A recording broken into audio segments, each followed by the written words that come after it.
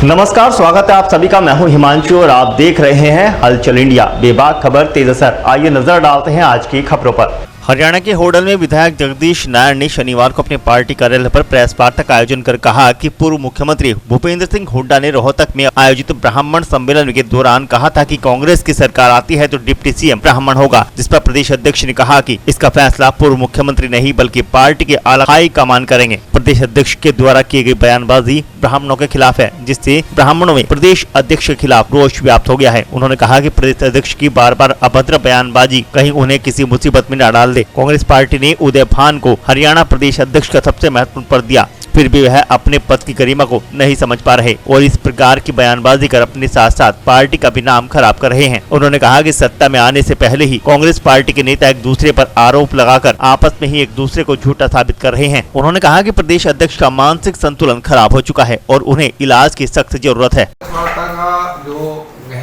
जो बहुत बड़ा हमारा उद्देश्य है, आज सबसे पहले तो मैं नवरात्रे आने जा रहे हैं, उनकी बधाई देता हूँ लोगों को। कल से नवरात्रे चालू हो जाएंगे, त्योहारों का आगमन होगा, देवी माई का आगमन होगा और नवरात्रों पर अपने प्रदेशवासियों को, अपने क्षेत्रवासियों को और विधानसभा के सभी सज्जनों को अपनी तरफ से हार्दिक बधाई देता हूँ।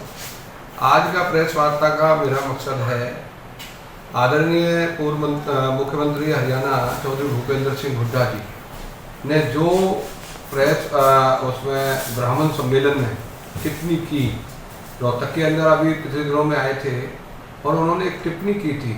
उस टिप्पणी में उन्होंने कहा था कि हम प्रदेश में हमारी सरकार आई तो हम 4 डिप्टी सीएम बनाएंगे। पहले मैं ये इस बात को बड़ा अचंभे के साथ सोचता हूँ, कांग्रेस की सरकार कई बार प्रदेश में रही है, इन्होंने कभी चौधरी भूपेंद्र सिंह हुड्डा जी भी 10 साल मुख्यमंत्री रहे प्रदेश के, पहले क्यों नहीं सोचा? पहले तो कभी किया नहीं।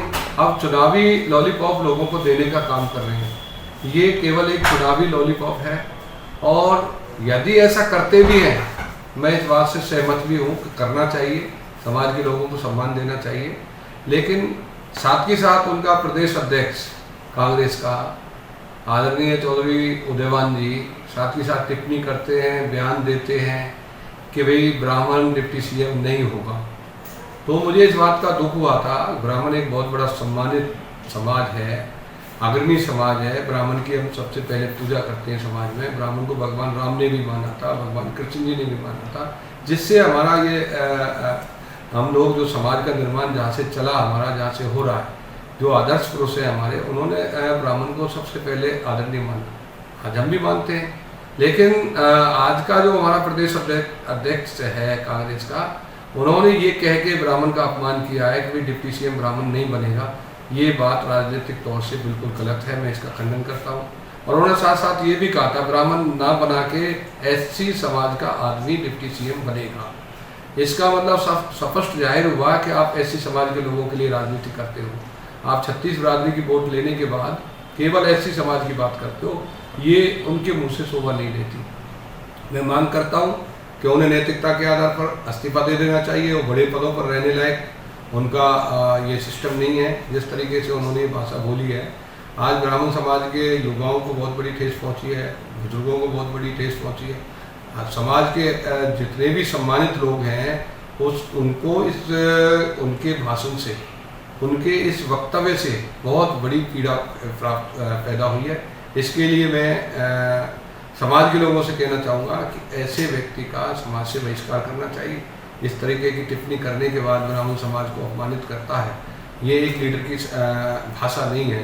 लीडर सभी जातियों का होता है, लीडर की कोई जाति नहीं होती। लीडर को सम्मान देना चाहिए सभी जातियों को, और उसे भूलना नहीं चाहिए, सभी जातियाँ लीडर के लिए बराबर होती हैं। आज का मेरा यही मकसद था प्रेस वार्ता करने का। दूसरा मकसद था कि आज हरियाणा सरकार दिन प्रतिदिन नई ऊंचाइयों को छू के विकास की नहीं, मतलब ब्राह्मण समाज के लोग भी आपने मैंने ब्राह्मण समाज के लोगों को बुला के उनके सामने ये बात रखी, तो उन्होंने भी इस बात को बड़ा ऐतराज़ किया कि भाई ये बात इन्होंने बड़ी खतरनाक कही है और इस बात से हमारे समाज को बहुत बड़ी पीड़ा हुई है। और ये बात वाकई पीड़ाजनक है। ऐसा क्यों? यदि कोई समाज आगे बढ़ता है तो आप रुकावट क्यों बनते हो? आपके अंदर तो ये झलक है कि यदि जो भी पद हो, आप पे इतना बड़ा पद है, आप प्रदेश अध्यक्ष हो कांग्रेस के मिस्टर उदय भान जी, आप अपने पद की गरिमा को समझिए, आप क्या बोलते हो। बोलने के बाद फिर आपकी अभी तबीयत नहीं भरी पदों से, आप कहते हो डिप्टी सीएम एससी समाज का आदमी बनेगा, चमार समाज का आदमी बनेगा, ब्राह्मण नहीं बनेगा। इसका स्पष्ट जाहिर ये हुआ था आप जातिवाद की राजनीति करते हो, आपके अंदर से जातिवाद का घोल लिखा नहीं है अभी भी। इन चीज़ों को कहने से आप एक समाज के अच्छे लीडर के रूप में नहीं उभर के आना चाहते। आपको एक अच्छे लीडर की पहचान बना के देनी चाहिए। आपने ये गलत किया है, मैं इसकी निंदा करता हूं और मैं मांग करता हूं कि आपको समाज से माफ़ी मांगनी चाहिए, आपको इस पद से इस्तीफा दे देना चाहिए। वक्त हो चला है आपसे विदा लेने का। कल फिर होंगे हाजिर कुछ नई और ताज़ा खबरों के साथ। तब तक के लिए दीजिए हमें इजाज़त। नमस्कार। देखते रहिए हलचल इंडिया, बेबाक खबर तेज असर।